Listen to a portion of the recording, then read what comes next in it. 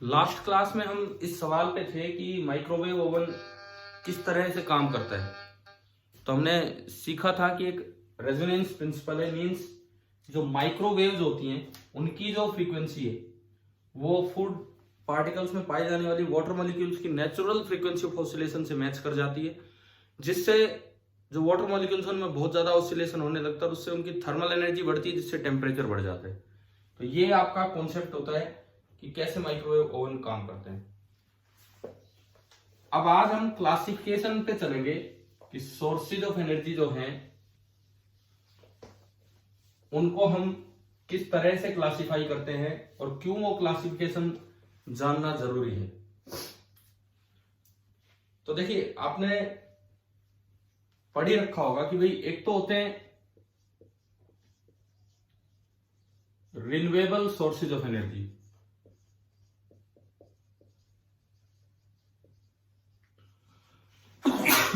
Sorry, एक होते हैं non renewable sources of energy. जो रिन्यूएबल सोर्सेज हैं इनको नॉन कन्वेंशनल भी बोला जाता है, नॉन कन्वेंशनल। और जो नॉन रिन्यूएबल सोर्सेज है वो आपके कन्वेंशनल सोर्सेज। क्या डिफरेंस है दोनों में? क्या डिफरेंस है दोनों में? रिन्यूएबल सोर्सेज कौन से होते हैं? रिन्यूएबल सोर्सेज की अगर बात करूं तो they are constantly generated by natural processes. जो भी नेचुरल प्रोसेस होती रहेंगी उनसे कंटिन्यूसली ये सोर्स जनरेट होते रहेंगे और जिससे हमें एनर्जी मिलती रहेगी। लेकिन जो नॉन रिन्यूएबल सोर्सेज हैं, क्या वो लगातार जनरेट होते रहते हैं नेचर में?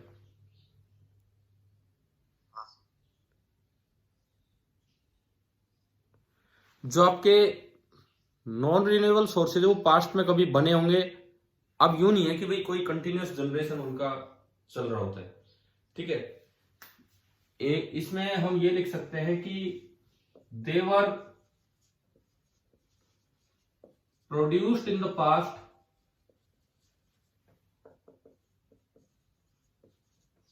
Bye some natural processes. कुछ ऐसी प्राकृतिक प्रक्रियाएं हुई जिनसे वो बने थे, लेकिन अब वो नहीं बन रहे हैं। तो पहला बड़ा डिफरेंस तो ये है इनमें, ठीक है।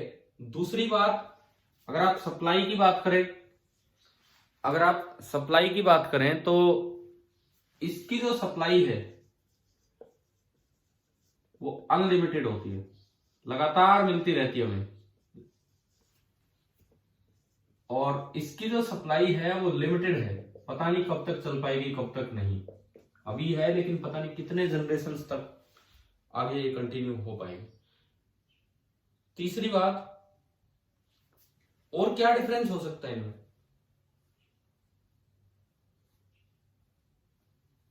और कोई डिफरेंस रिन्यूएबल नॉन रिन्यूएबल में बताओ।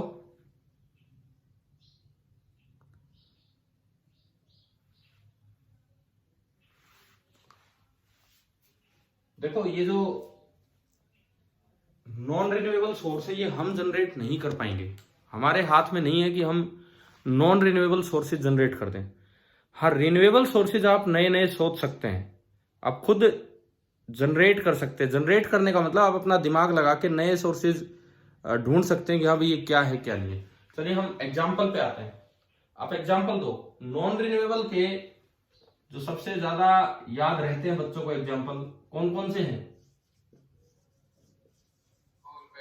कोल पेट्रोलियम, बहुत है भाई। ये वो है जो आज यूज हो रहे हैं लेकिन पता नहीं कब तक ये कंटिन्यू हो पाएंगे।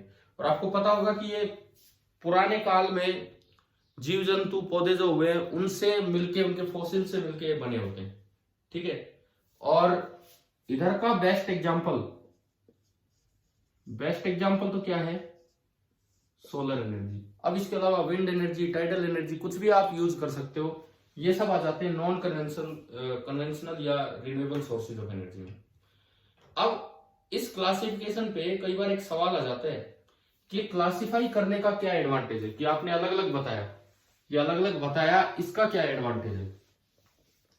सपोज इस तरह से आ गया कि आपसे सोर्सेज नहीं पूछे गए कि इनमें डिफरेंस क्या है, आपसे यूं पूछा गया कि what are the advantages of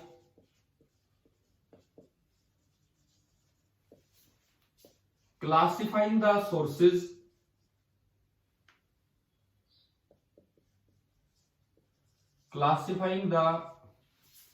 sources की एक रिन्यूएबल है और एक नॉन रिन्यूएबल है, इसके एडवांटेज क्या है।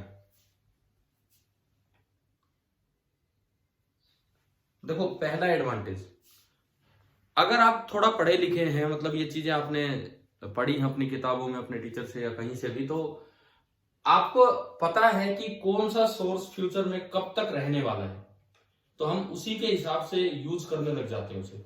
ठीक है, हमें पता है कि कोल पेट्रोलियम कब तक रहेगा, तो उसे हम थोड़ा कम यूज करने लग जाते हैं।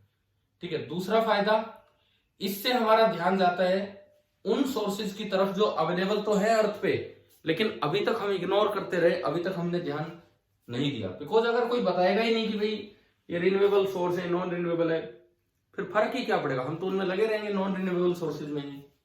ठीक है, और इसीलिए अल्टरनेट सोर्सेज ऑफ एनर्जी लगातार ढूंढे जा रहे हैं। तो अगर मान लो इस सवाल की तरह बन के आए तो क्या आंसर दिख क्या होगा इसका, क्योंकि आपको यार बोर्ड पेपर भी देने हैं, उनमें आते हैं क्वेश्चंस इस टाइप से। यहां डिफरेंस नहीं पूछा हमसे खाली ये पूछा है कि एडवांटेज क्या है, इसको क्लासिफाई करने के एडवांटेज क्या है, ये आपको बताना है।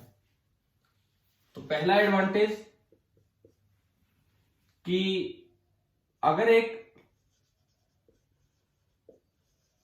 पढ़ा लिखा आदमी है, मतलब जिसको पढ़ा लिखा की मैं बात नहीं कर रहा, जिसको ये सोर्सेज की जानकारी है, कि जिसने पढ़ दिया कि वे दो तरह के सोर्सेज होते हैं, he starts using the fuels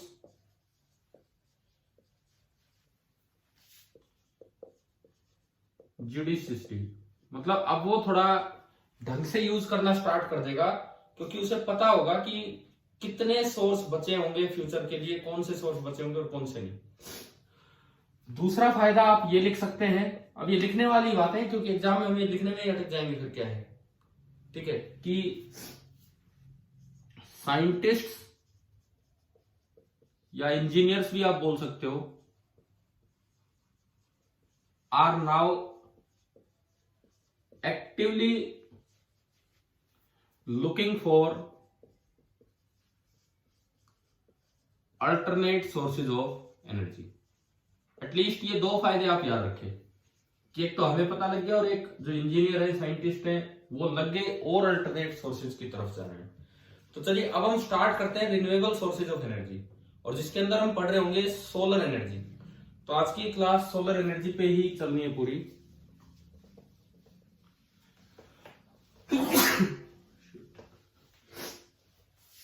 तो रिन्यूएबल सोर्सेज ऑफ एनर्जी में हम पहला सोर्स आज पढ़ेंगे, that is solar energy. Solar energy के बारे में हम जानना चाहेंगे। नाम से ही पता लग रहा है, सन से जो एनर्जी हमें मिल रही है वो सोलर एनर्जी है, और ये रिन्यूएबल अनलिमिटेड सोर्स है। यूं तो इसका भी एक टाइम है, हर स्टार का एक टाइम होता है, सन एक स्टार है, उसका भी एक टाइम है, परंतु अभी लगा लो कि सन की आधी जिंदगी हुई है, सन जो स्टार है उसकी हाफ लाइफ हुई है अभी, और हाफ लाइफ में इतनी जनरेशन होगी, तो अगले हाफ लाइफ में तो पता नहीं कितनी और जनरेशन पास हो जाएंगी। हो सकता है तब तक कोई और अल्टरनेट सोर्स आ जाए।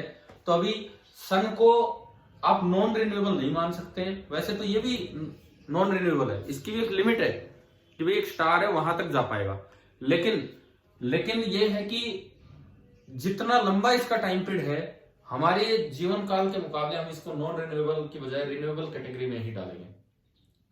तो अगर हम शुरुआत करें सन की एनर्जी की, कितनी तरह की रेडिएशन सन से आती है? हाँ जी, कितनी तरह की रेडिएशन सन से आती है, सन से मिलती है हमें, बताओ। देखो हम जिस तरह हम स्पेक्ट्रम बनाते थे, हमारा इधर की तरफ रहता है अल्ट्रावायलेट, जो 400 नैनोमीटर से कम वेवलेंथ की वेव है। इधर की तरफ रहता है इंफ्रारेड जो 700 नैनोमीटर से ज्यादा है, और ये जो बीच का है 400 से 700 नैनोमीटर, ये वाली जो रेंज है ये हमारी होती है विजिबल रेंज। अब कभी कभार जैसे सवाल आ जाए कि यही रेंज विजिबल क्यों है, जैसे हम ह्यूमन बीइंग्स की अगर हम बात करें यही रेंज विजिबल क्यों, तो इसका आंसर ये दिया जाता है कि हम लोग सन के साथ साथ बड़े हुए। सनलाइट नहीं होती तो बड़े होने का मतलब ये नहीं कह रहा कि आप 10 साल के थे 20 साल के हो गए, ये नहीं मीन्स जो हमारी जनरेशन आगे ग्रो करती आई है, जो अडेप्टेशन हुआ है धीरे धीरे वो सन के साथ साथ हुआ है। तो जो सनलाइट है उसका जो मिडल मेजर पोर्शन वो ये रेंज थी। तो हमारी आंखों की, हमारी बॉडी की आदत होगी कि हम इस रेंज को पहचानने लग गए और ये चीजें हमें दिखने लग गई। इसका मतलब हमारा जो रेंज ऑफ विजन है, रेंज मतलब दूरी की टर्म्स में नहीं, लैम्बडा की टर्म्स में, वेवलेंथ की टर्म्स में, हमारी जो रेंज ऑफ विजन है वो कोइंसाइड करती है सन की जो वेवलेंथ है उसका मिडल पोर्शन से। अगर सन की वेवलेंथ कहीं और होती तो डेफिनेटली ह्यूमन बीइंग्स के लिए ये पार्ट विजिबल नहीं होता बल्कि वो पार्ट विजिबल होता। ठीक है, क्या थोड़े आवाज क्लियर नहीं आ पा रही है? एक मिनट मैं दूसरे नेटवर्क से करता हूं, 2 मिनट।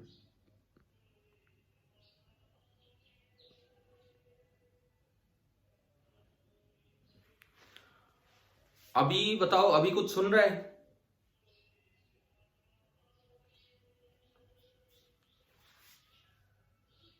हाँ जी, अभी आवाज समझ आ रही है कि नहीं?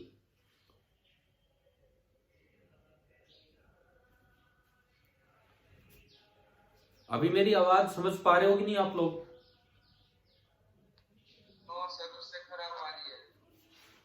उससे भी खराब हो गई है।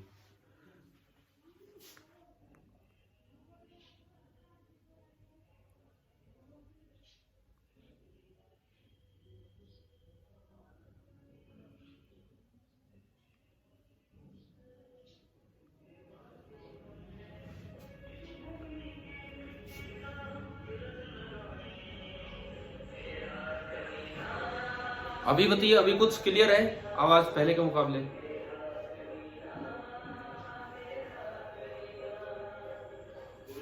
हाँ जी, आवाज सुनाई दे रही है अभी या नहीं?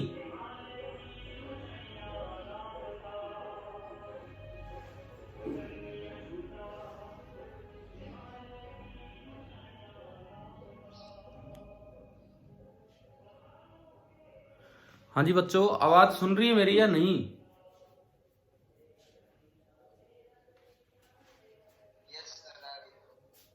ठीक है, तो सुनिए, अब सुनिए, इसमें देखिए सवाल ये था कि अगर सनलाइट की रेंज कुछ और होती तो क्या तब भी हमारा रेंज ऑफ विजन यही होता? नहीं होता। भी नहीं याद है।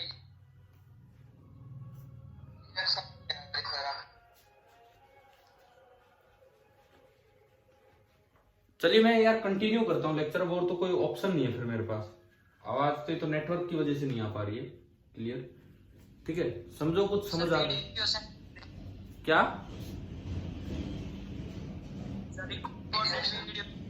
हाँ, वो आप उसमें देख लेना, और तो क्या हो सकता है। मैं अभी कंटिन्यू कर रहा हूँ इस चीज को, है ना। और मे भी हो सकता है शाम को क्लास ना हो पाए, आज हो सकता है, तो आप इसको ढंग से अटेंड कीजिए, चाहे रिकॉर्डेड लेक्चर देख लेना जैसे भी। देखिए अब मैं कंटिन्यू करता हूं इस चीज को। जो सनलाइट है, जो भी सनलाइट है उसमें ये रेंज होती है। मैंने कहा कि अगर मान लो सनलाइट की रेंज कुछ और होती वेवलेंथ की, तो हमारी भी जो रेंज ऑफ विजन है यहां से शिफ्ट होकर उसके साथ हो जाती, क्योंकि हम लोग सन के साथ साथ बड़े हुए हैं, तो उसी के अकॉर्डिंग हमारा ये रेंज ऑफ विजन सेट होगी वेवलेंथ की, इतने से इतने तक। ठीक है, अब इसमें जो 3 पार्ट्स हैं इनके बारे में हमें थोड़ी थोड़ी नॉलेज होनी चाहिए। एक स्मॉल सा फ्रैक्शन अल्ट्रावायलेट होता है, बहुत बड़ा फ्रैक्शन नहीं होता है सनलाइट का एक स्मॉल फ्रैक्शन होता है अल्ट्रावायलेट रेज, एक छोटा सा फ्रैक्शन होता है अल्ट्रा वायलेट रेज, ठीक है। अब इसकी वेवलेंथ वायलेट लाइट से भी कम है। ये जो अल्ट्रा वायलेट रेज है इसकी वेवलेंथ वायलेट लाइट से भी कम है, इसीलिए अल्ट्रा वायलेट उधर की तरफ गया। ये बताओ ये हमारी बॉडी के लिए अच्छी रेज है या बुरी रेज है अल्ट्रा वायलेट रेज? जो अल्ट्रा वायलेट रेज है काफी हार्मफुल है।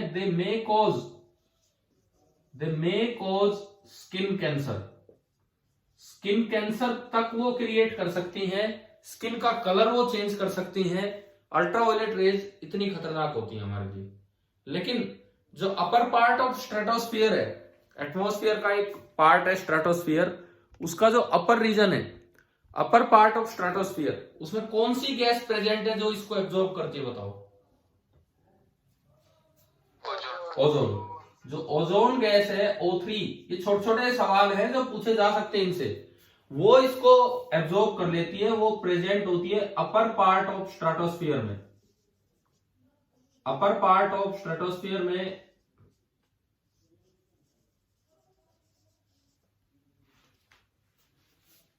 एटमॉस्फेयर का डिवीजन आपने देखा होगा ना, किसी न किसी क्लास में तो आप पढ़ चुके एटमॉस्फेयर का डिवीजन, ट्रोपोस्फियर, स्ट्रेटोस्फियर, इस तरह से, ठीक है। तो जो अपर पार्ट, जो सेकंड पार्ट होता है स्ट्रेटोस्फियर, उसका अपर पार्ट, वहां पे ये ओजोन लेयर होती है, और ओजोन लेयर इसको एब्जॉर्ब करके हम लोगों को इससे बचाती है, ठीक है। दूसरी रेंज में आऊं, विजिबल रीजन, ये वो हिस्सा है जिसके लिए हमारी आईज सेंसिटिव है, और इसमें पूरा विबग्योर होता है। ये हम पढ़ चुके हैं अपने प्रिज्म और उन समय पे। वायलेट कम की तरफ है और रेड ज्यादा की तरफ है, हमारी आंखें इसी की तरफ सेंसिटिव है। अब मैं आता हूं इंफ्रारेड पे। जो बिग पोर्शन होता है सनलाइट का, वेरी स्मॉल फ्रैक्शन तो ये होता है, और एक बड़ा फ्रैक्शन सनलाइट का होता है इंफ्रारेड रेडिएशन। एक बड़ा फ्रैक्शन सनलाइट का होता है इंफ्रारेड रेडिएशन, इंफ्रारेड रीजन। अब देखो इसमें वेवलेंथ रेड लाइट से भी ज्यादा है, तो इसकी जो एनर्जी है वो कम हो जाती है। यहां एक पैकेट की अगर मैं बात करूं, फोटोन जिसे नाम दिया जाता है, इंफ्रारेड की तरफ बढ़ते बढ़ते एनर्जी 1.8 से कम हो जाती है, और इधर 3 से ज्यादा हो जाती है। इलेक्ट्रॉन वोल्ट एक यूनिट होती है एनर्जी की, इलेक्ट्रॉन वोल्ट एक एनर्जी की यूनिट होती है। तो जो सनलाइट होती है वो नियरली हमारी 1.8 इलेक्ट्रॉन वोल्ट से लेके 3 इलेक्ट्रॉन वोल्ट तक लगभग इनकी रेंज होती है। जो ज्यादा वेवलेंथ, क्या आपने केमिस्ट्री में फॉर्मूला पढ़ा है क्या, hc/λ? ठीक है, तो लैम्डा जितना ज्यादा होगा, ये किसका फॉर्मूला होता है बताओ एक बार, किस चीज का फॉर्मूला, किसकी एनर्जी है ये, किसकी एनर्जी है? फोटोन। वेव का जो एक पैकेट होता है, पार्टिकल नेचर जब बोलते हैं, तो उस एक पैकेट की एनर्जी है hc/λ। तो in terms of electron volt red की कम होती है, वायलेट की ज्यादा होती है। तो ये इस तरह का रेंज होता है। अच्छा, उसके बाद सुनो, इंफ्रारेड, जैसे धूप में हमें गर्मी लगती है, तो हमें पता है कौन सा रिस्पॉन्सिबल है पार्ट गर्मी लगने के लिए, हीटिंग के लिए कौन सा रिस्पॉन्सिबल है? इंफ्रारेड। इसीलिए इंफ्रारेड को हीट वेव भी बोल देते हैं। हमने आपको एक दिन ईएम स्पेक्ट्रम का लेक्चर दिया था ना, इलेक्ट्रोमैग्नेटिक स्पेक्ट्रम का, है ना भाई, ईएम स्पेक्ट्रम, इलेक्ट्रोमैग्नेटिक स्पेक्ट्रम। हाँ, तो वो इसी चैप्टर का एक पार्ट है। उस लेक्चर को मैं इसके साथ फिर इंक्लूड कर दूंगा प्लेलिस्ट में, लेकिन इसी चैप्टर का वो पार्ट है। तो ये आपकी होती है इंफ्रारेड रीजन। अब ये जो इंफ्रारेड रीजन की वेव्स हैं, इसका सोर्स उस दिन मैंने आपको बताया था कि they are emitted by hot bodies, बताया था ना, ठीक है। इसका जो सोर्स होता है वो हॉट बॉडीज है, हॉट ऑब्जेक्ट। अब सन का टेम्परेचर बहुत ज्यादा है, नियरली 10⁷ केल्विन, तो वो इतना हॉट है, इसीलिए वहां से इंफ्रारेड ऑब्जेक्ट्स आती है। और ये इंफ्रारेड रेज ऐसी होती हैं, ये आसानी से एब्जॉर्ब कर लेता है मटेरियल। अब एक और चीज है, दो ऑब्जेक्ट्स हैं, एक का टेम्परेचर ज्यादा है, एक का टेम्परेचर कम है, दोनों गर्म है, लेकिन कंपैरेटिवली ए का टेम्परेचर ज्यादा है, बी का कम है, दोनों से इंफ्रारेड वेव निकल रही है। बताओ किसकी वेवलेंथ ज्यादा होगी और किसकी कम होगी? सवाल मेरा ये है, दो ऑब्जेक्ट्स हैं ए और बी, ए का टेम्परेचर ज्यादा है, बी का कम है, ए से भी इंफ्रारेड रेंज निकल रही है, बी से भी, ए का ज्यादा टेम्परेचर, बी का कम है, किस इंफ्रारेड वेव की वेवलेंथ ज्यादा होगी और किसकी कम होगी?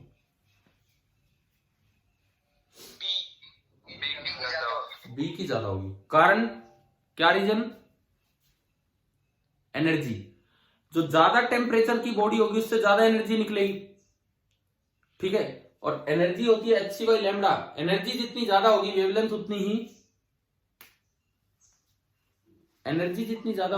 उतनी ही कम होगी। तो एक हॉट ऑब्जेक्ट है कंपैरेटिवली और एक कोल्ड है, ये भी इंफ्रारेड रेडिएशन निकाल रहा है, ये कोल्ड नहीं है, उसके मुकाबले कोल्ड है, ये भी इंफ्रारेड रेडिएशन निकाल रहा है। इसका जो लैम्डा होगा वो शॉर्ट होगा, इसकी वेवलेंथ छोटी होगी और इसकी जो वेवलेंथ होगी वो बड़ी होगी। क्लियर है? ये कंपैरिजन भी पूछा जा सकता है आपसे, ठीक है। अब देखो, जो सनलाइट हमारी आती है, मैं अगर एक बार उसका कुछ बंटवारा आपको करके दिखाऊं कि अर्थ पे किस तरह से लाइट पहुंच रही है, कितना पार्ट हमें मिल पा रहा है, तो ये चीज हमारे दिमाग में रहनी चाहिए। ये अर्थ है और ये उसका एटमॉस्फेयर है।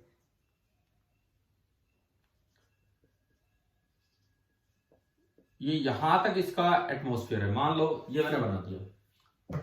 अब ऊपर से जब सनलाइट आएगी, ऊपर मतलब हर तरफ से जहां से भी आ रही है, उसका 40% पार्ट तो रिफ्लेक्ट बैक हो जाता है।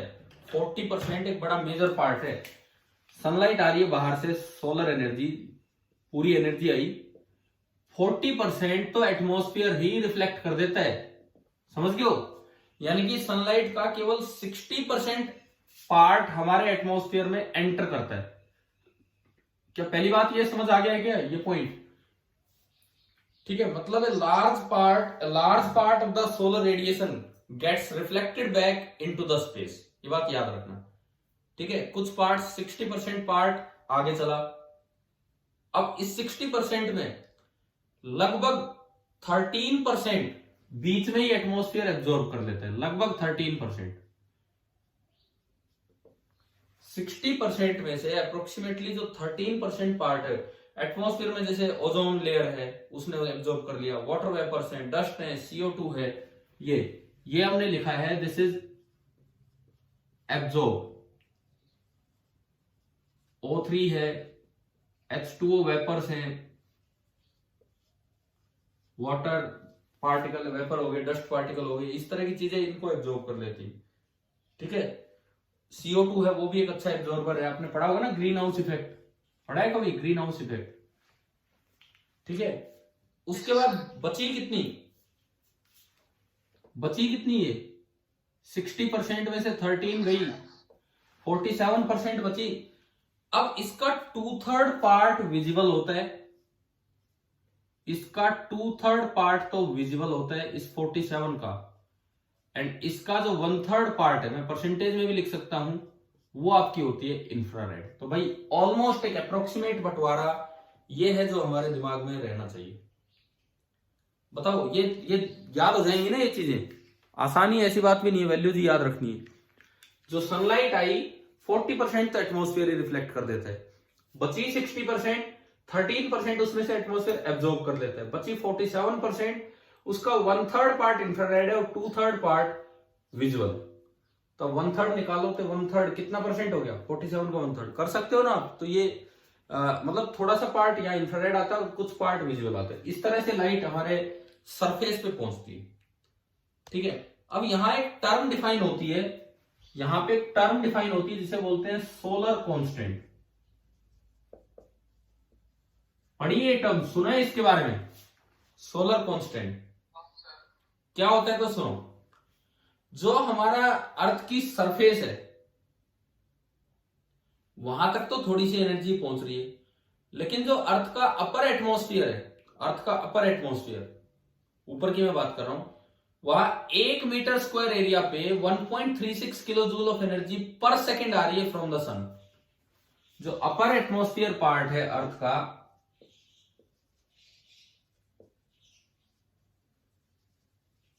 जो अपर एटमॉस्फेयर पार्ट है, वहां पे 1 मीटर स्क्वायर एरिया में 1 सेकेंड में, क्योंकि एनर्जी तो लगातार आती रहेगी, जो एनर्जी पहुंच पा रही है that is 1.36 kilo joule of solar energy. इस वैल्यू को ही हम बोल देते हैं सोलर कांस्टेंट। सोलर कांस्टेंट का मतलब है कि अर्थ का upper atmosphere per unit area पर सेकंड कितनी एनर्जी सन से रिसीव कर रहा है, कितनी एनर्जी को रिसीव कर पा रहा है, उसी को बोल देते हैं हम सोलर कांस्टेंट। तो ये वैल्यू आपको याद रख लेनी चाहिए, ठीक है। अब मैं इसमें आता हूं सोलर कांस्टेंट पे। चलो मैं एक क्वेश्चन अभी लेता हूं यहीं पे बीच में। मान लीजिए आपसे यू पूछा गया, how much solar energy will be received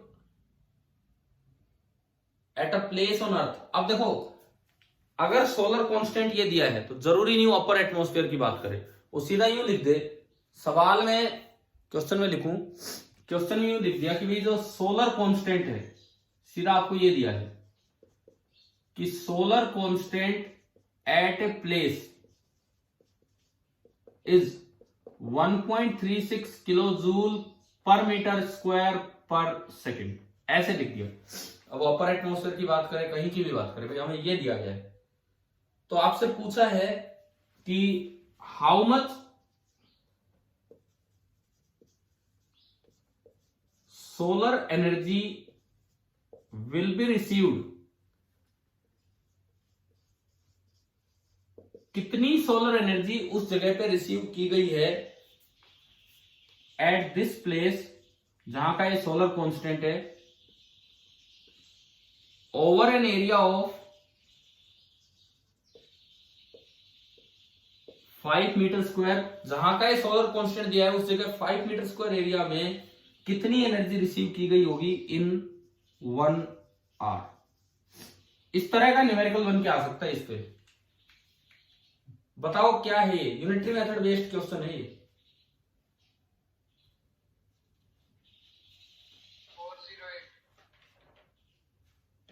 408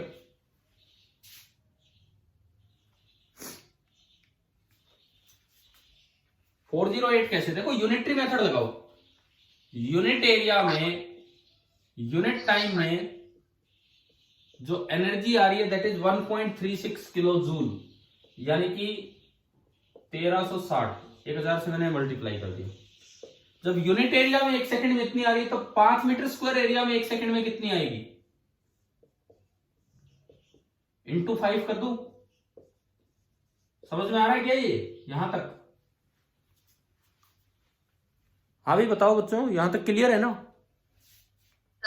ठीक है। अब एक बार फिर से यूनिटरी मेथड कि जब यूनिट सेकंड में इतनी एनर्जी 5 मीटर स्क्वायर एरिया में आ रही है तो 1 घंटे में मतलब कितने सेकंड हो गए 1 घंटे में? 3600 सेकंड। अब जो एनर्जी आएगी दैट विल बी 13600 ना 1360 इंटू 5 और इंटू 3600 जूल। तो मतलब सोलर कांस्टेंट पे इस तरह से सवाल आ सकते हैं। ये किलो जूल में रखना है तो आप इसको यहां 1.36 रख सकते हो, एक ही बात है, कोई जरूरी नहीं आप जूल में लेके आओ। किलो जूल में रखना है आप ये रखिए 1.36, ये आपका किलो जूल में चल रहा है। तो इस तरह से सोलर कांस्टेंट पे क्वेश्चंस आ सकते हैं। अब इस सवाल का जो आंसर है दैट इज 24480 किलो जूल, ये इसका आंसर है। बताओ सोलर कांस्टेंट पार्ट आ गया ना समझ में, क्या था? ठीक है। अब सनलाइट से रिलेटेड जो अगली चीज मैं आपको बता रहा हूं यहीं पे that is green house effect. Green house effect, अभी हम सोलर डिवाइसेस पे नहीं गए हैं, पहले हम सोलर एनर्जी पढ़ रहे हैं। आज सोलर एनर्जी के बारे में कुछ चीजें पढ़ने लग रहे हैं। ग्रीन हाउस इफेक्ट, ये वर्ड आ चुका ना छोटी क्लासेस में।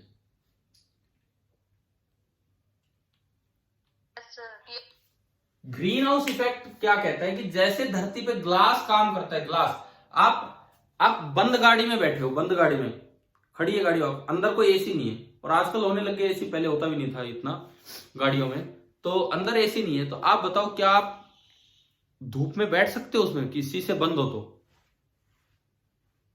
No sir. और अगर खुले हो तो बैठ सकते हैं क्या? ये क्या दिक्कत है, ये क्या कारण है इस चीज का? हीट बाहर नहीं जाती किसी से।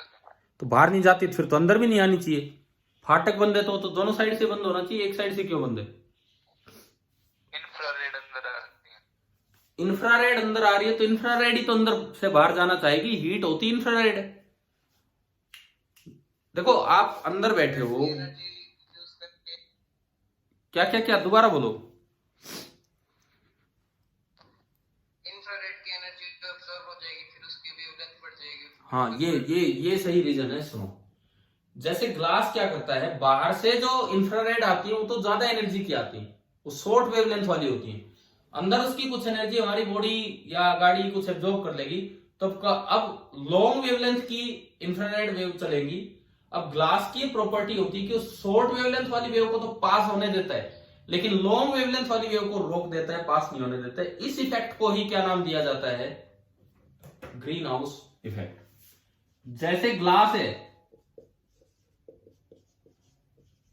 जैसे ग्लास है वैसे ही CO2 या वाटर वेपर, इस तरह की चीजें इन एटमॉस्फेयर, ये भी सेम प्रॉपर्टी है इनकी भी। क्या? They allow IR, infrared rays of shorter wavelength. Shorter wavelength की इंफ्रारेड वेव्स को तो अलाउ करते हैं पास होने के लिए, तो पास थ्रू, अपने में से पास होने देते हैं। लेकिन जो बड़ी वेवलेंथ की हो जाती हैं उनको वो रिफ्लेक्ट बैक कर देते हैं, but reflects back IR of longer wavelength. इसी इफेक्ट को नाम दिया जाता है ग्रीन हाउस इफेक्ट। ठीक है, ये हमारे एटमॉस्फेयर में भी हो रहा है, हमारे एटमॉस्फेयर में भी होने लग रहा है, और ग्लास भी ये करवाता है। मतलब सीधी सी बात है कि सनलाइट अंदर एंटर कर गई, ये देखो इंफ्रारेड रेडिएशंस आ गई, जब ये आई है तब तो इनकी वेवलेंथ क्या थी, कम थी या ज्यादा थी? जब ये आई है तो इनकी वेवलेंथ कम थी या ज्यादा थी, बताओ। जब इंफ्रारेड वेव आ रही है तो उसकी वेवलेंथ कम थी या ज्यादा थी? उसकी वेवलेंथ कम थी। लेकिन जब टकरा के जाएगी तो उसकी वेवलेंथ ज्यादा हो गई है। ज्यादा होगी तो हमारा एटमॉस्फेयर में जो CO2 है उसे नहीं जाने देगी, और इस वजह से ये अंदर ही रह जाती है। और रात को अर्थ वार्म, गर्म इसी वजह से रह पाती है, क्योंकि रात को तो सनलाइट आ नहीं रही होती है, तो इसका मतलब तो हम बहुत ठंडे हो जाते हैं। लेकिन अगर रात को वहां पे थोड़ी वार्मथ है, थोड़ी गर्मी है, तो वो इसी वजह से है, ग्रीन हाउस इफेक्ट की वजह से। यानी कि मैं ये लिख सकता हूं कि जो ग्रीन हाउस इफेक्ट है, मैं यहां पे ये मेंशन कर सकता हूं, green house effect keeps the earth warm at night. रात के समय धरती अगर थोड़ी गर्म रहती है तो ग्रीन हाउस इफेक्ट की वजह से। अब ये सोलर एनर्जी जो हमने आज पढ़ी, इसके बड़े फायदे हैं। एक तो ये हर जगह अवेलेबल है धरती पे। अगर मैं एडवांटेजेस ऑफ सोलर एनर्जी की बात करूं, पहली बात, ये हर जगह अवेलेबल है धरती पे, ऐसी कोई जगह नहीं है जहां ये अवेलेबल ना हो। दूसरी बात, लॉट ऑफ अवेलेबल, मतलब lot of amount of solar energy is available, it is available in plenty. ठीक है ना, बहुत ज्यादा है। अगली चीज, इट इज फ्री, बिल्कुल इसके कोई पैसे नहीं लग रहे, ना ही इससे कोई एनवायरमेंटल पोल्यूशन क्रिएट हो रहा है। तो ये 2-4 इसके फायदे हैं। अब मैं इसके बाद सोलर डिवाइसेस की तरफ चलूंगा। मैं एक बार फिर पूछ लूं, आवाज सुन पा रहे हो आप या नहीं? ठीक है, ठीक है, ठीक है, क्योंकि बीच में आपका जैसे आवाज नहीं आती तो मुझे लगता है पता नहीं नेटवर्क खराब हो गया है कि क्या। तो ये बताओ, सोलर एनर्जी वाला पार्ट समझ आ गया कि सन में किस किस तरह से डिस्ट्रीब्यूटेड है सनलाइट में एनर्जी, और किसका क्या रोल है, ग्रीन हाउस इफेक्ट कैसे होता है, क्लियर हो गया? ठीक है, इसका बहुत बड़ा, हाँ जी बोलो, कुछ पूछ रहे हो? ठीक है, अब सुनिए, एडवांटेज मैंने इसके बताया कि एक तो फ्री है, बहुत ज्यादा मात्रा में अवेलेबल है, हर जगह अवेलेबल है, एनवायरमेंटल पोल्यूशन नहीं क्रिएट करती है, आप लिख सकते हो। ये जनरल सी चीजें जो हमें लिखना आना चाहिए। अच्छा, अब बात आती है कि सोलर एनर्जी डिवाइसेज की हम बात करें, जो हम अगली क्लास में पढ़ेंगे। अब इसमें कुछ हीटिंग डिवाइस होते हैं, जैसे सोलर कुकर हो गया, ठीक है, कुछ से सोलर कंसंट्रेटर्स होते हैं जो सनलाइट को एक जगह इकट्ठा करते हैं, सोलर वाटर हीटर होते हैं, इलेक्ट्रिकल डिवाइसेज होते हैं जैसे सोलर सेल होते हैं, उनसे सोलर पैनल बनते हैं। तो हो सकता है कि थोड़ा बहुत हमें इसके बारे में पढ़ना चाहिए, तो एक बार आप पढ़ के रखना ताकि अगली क्लास में हम सोलर डिवाइसेज के बारे में पढ़ पाए। और मे भी हो सकता है शाम को क्लास ना हो पाए, तो आप ये सनलाइट वाला अपना काम पूरा करके रखें। ठीक है भाई, ये जो हम सोर्सेज ऑफ एनर्जी पढ़ रहे हैं इसमें ज्यादा काम आपका है, थोड़ा सा बुक रीडिंग रखें क्योंकि ये थियोरेटिकल टॉपिक्स हैं, लिखना आना चाहिए आपको कि भाई कैसे इन चीजों को लिखना है। ठीक है, आगे फिर बाद में कंटिन्यू करते हैं। Thank you.